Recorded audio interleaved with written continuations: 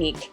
Today, I'll be working with Emily, and in the spirit of Mother's Day, we have done some work including her daughter, Alice. We decided to work with both Emily and Alice in activities that they both enjoy and finding ways to incorporate them into each other's activities. So what you'll see here is Emily singing, which is a big activity for her, and sometimes it's very difficult for her to accomplish without Alice looking for a specific type of attention.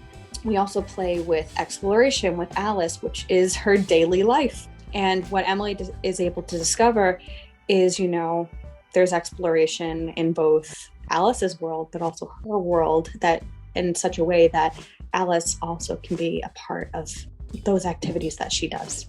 Enjoy this episode and happy Mother's Day. Hi, everyone. Welcome to A Taste of Alexander Technique. Today, I brought in someone amazing, Miss Emily. Would you like to introduce yourself? Hello, friends. I'm Emily, and this is my sweet 20-month-old toddler, Alice.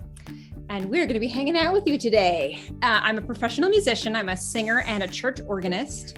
But I'm also a stay-at-home mom to this sweet little one.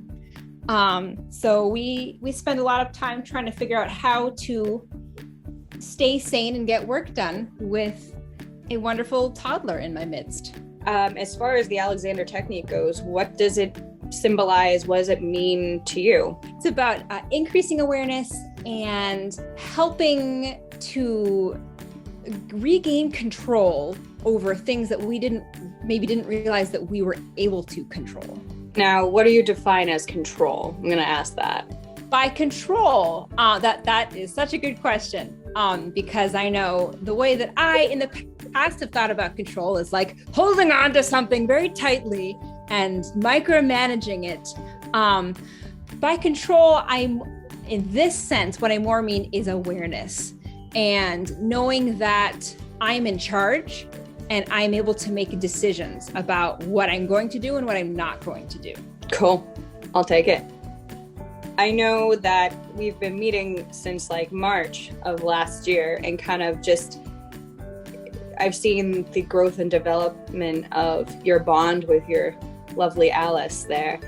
And there have been days where it's been really cool. We had been exploring like how she walks and how she gets up. And we've been utilizing her as a great example of many things, because, when you're so young, you don't have as many things inhibiting you from doing the basics, really.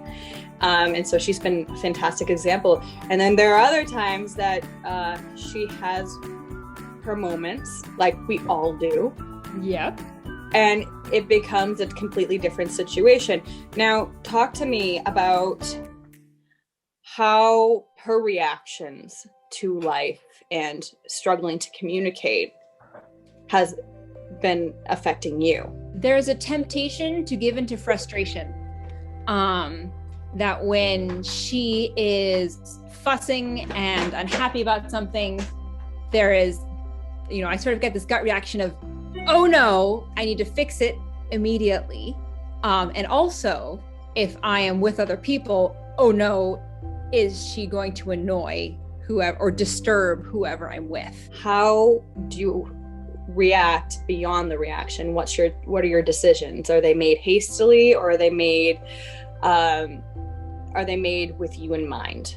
So this is my journey as a mom, is trying to manage that moment of, all right, I have the gut reaction, and then what do I do? That's the conscious, what can I choose versus what I choose not to do. So frustration is the easy and immediate choice, but there are other choices that will make us both happier in the end. Often that choice is, maybe I just need to take a break. Maybe I need to leave the place that I am, or put myself on mute, or just take a moment to be with her instead of trying to force her into this mold of, behaving the way an older person might know how to behave, because she doesn't have those skills yet. I like the fact that you're not only thinking of her, you're also thinking of yourself a little bit. And I would definitely like to explore that a little bit more in context. So is there an activity that you feel is like a more adult activity that you would like to try? It could be literally anything. It could be folding clothes. It could be doing the dishes. It could be singing. It could be playing the piano. And you feel like it's your activity, but you can't force her into that mold. Yeah, we can try some singing. That's actually a great example of this. Are you working on anything fun? I am. I started Bel Raggio from Semiramide. Bel Raggio lo segnar di speme de piacere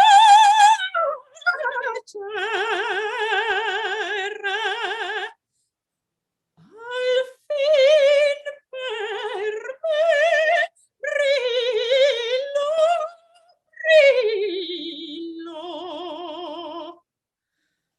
arsace ritorno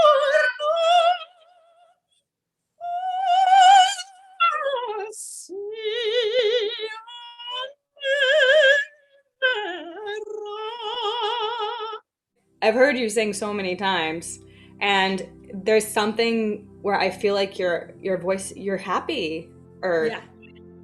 You're so much happier, and it's so nice. Totally. Yeah. Yay! Yeah. And so this is often what happens when I sing is she wants to draw my focus to her, which is completely understandable. And so I have this moment of juggling. Okay. Can we say hi to her? Yeah. She's sitting on the floor with me right here. Yeah. Oh, I now have a princess sticker on my leg. Okay. So we're both hanging out on the floor now. Yeah. And just take time observing her and see what you notice that she does differently than what you would do.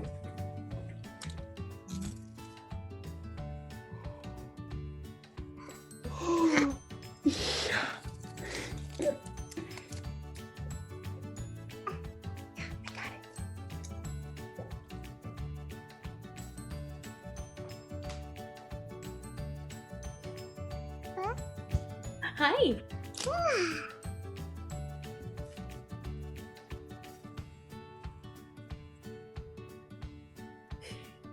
She's now taken on the role of performer. Yes, clearly. She learned from her mother. Oh, what? Alice. Yeah, so she's just fascinated by everything. Yeah, and what does she do when she observes? What's the first thing she does? So she'll look and she always has this excited reaction. She also, she'll do things like rip things apart to explore them, and she'll turn things around. She's very curious about objects, and just seeing different ways to experience them. Interesting. Sounds similar to what we do. Yeah, it is awfully. I hadn't ever thought of that before. Because she's at that point in her life where everything is so new, and everything is exploring. Can you join her in the exploring? Sure. All right, Alice. Well, now we're exploring the computer screen. Oh, are you trying to give Miss Kitty a kiss? She's trying. Oh, she just gave you a kiss on your forehead. Yeah. Oh.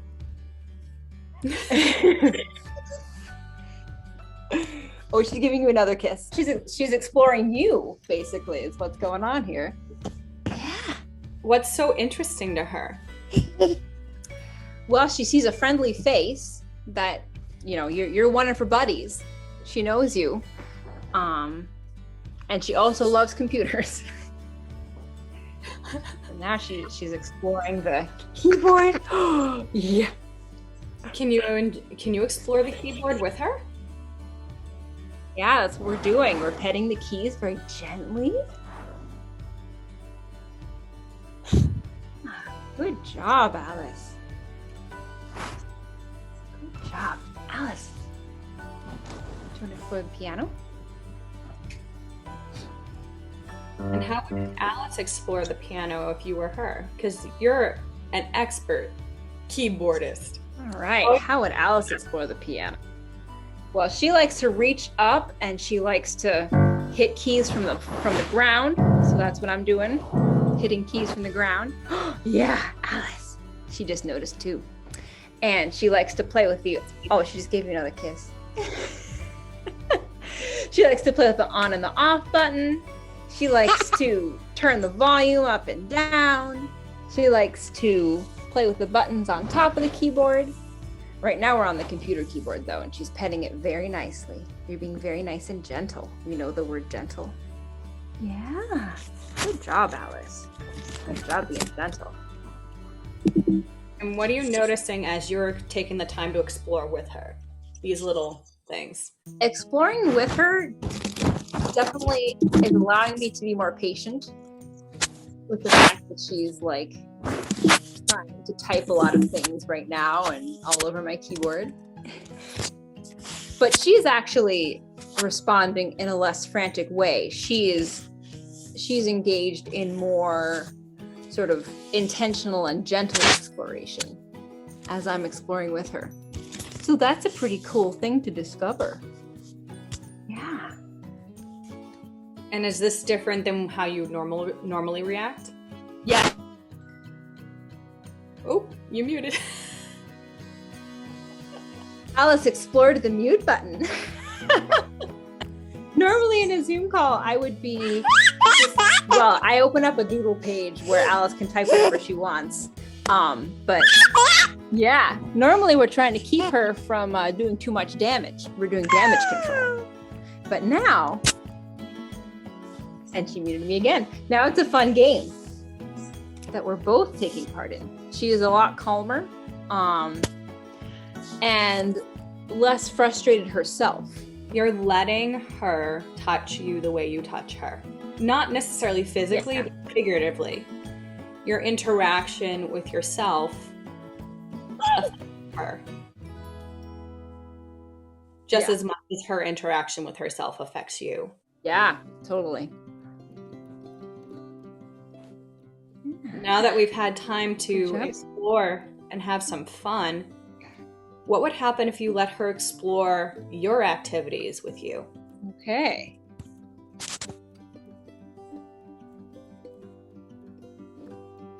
And what are you noticing about your back? I don't feel compressed. I mean, I know I'm like leaning over the keyboard here with her. But I don't feel that sense of like bearing down that I can feel when there's an element of frustration. Should have gave you some of her baby power. Yeah. She's now scrolling through all of my emojis. Silly girl. So as you invite her, can you actually stay right here? And would you be able to sing where you are Sure. at? Oh yeah, I sing from the floor all the time. Great. Awesome. And you can continue to explore with her and watching what she does and try imitating her. El rayo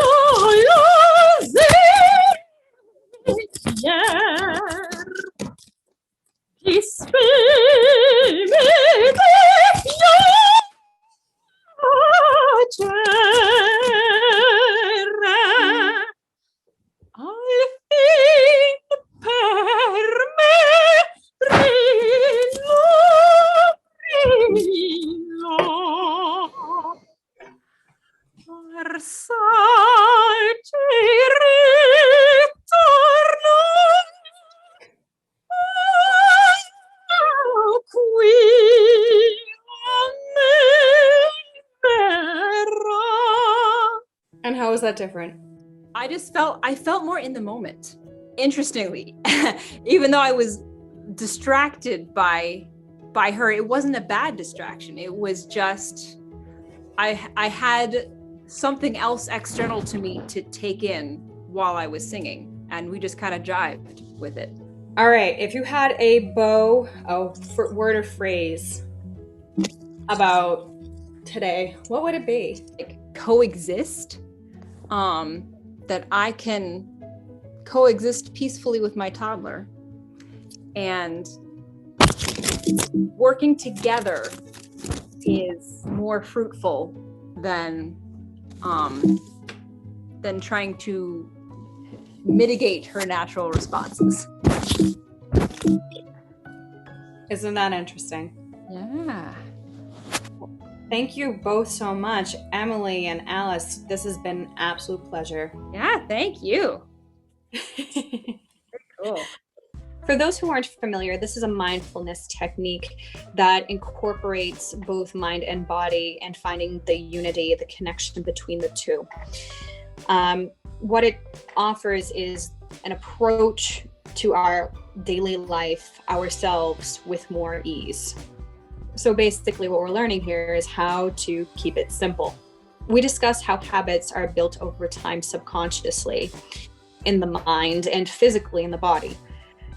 What I offer is the opportunity for us to bring these subconscious thoughts, these holdings in our body, tension as some people would call it, and bring them forward so that we have the ability to observe them and explore them and then make conscious choices to see whether or not they serve us anymore. And from there, we're given the choice to either continue on as we are or try something different. Throughout all this, I am basically a reference point or guide, providing you with space to make discoveries and have moments of understanding that are meaningful to you. At the end of our time, I ask for what's called the bow, which is basically a word or a phrase about something that stood out for you during our time, something that gives you context for future discoveries. The bow is not really the end, it's kind of the beginning of the learning process, because we are introducing an idea, a thought process during our lesson time. And then once you leave the situation, you get to choose to explore it in your everyday life. And that's what's really beautiful and unique about the Alexander work. What I'm hoping that you get out of these times together is that you can start to see changes from person to person and how they take in the information, what their definition of the work is, and maybe coming to a conclusion or a thought process of what you believe the Alexander technique to be.